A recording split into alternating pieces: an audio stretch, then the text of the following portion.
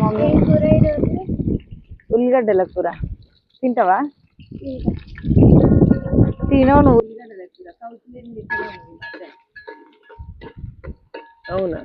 హాస్టల్లా ఏది పెడితే అది తిని కూరగాయలతోటి అంటే ఇప్పుడు ఏం పెట్టినా కూరగాయలు ఎక్కువ పెడతారు.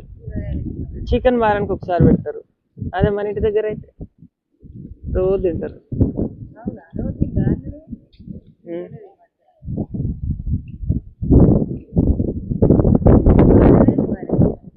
ఏం పాట? హే భారత భాగ్యం దాత. ఇంకా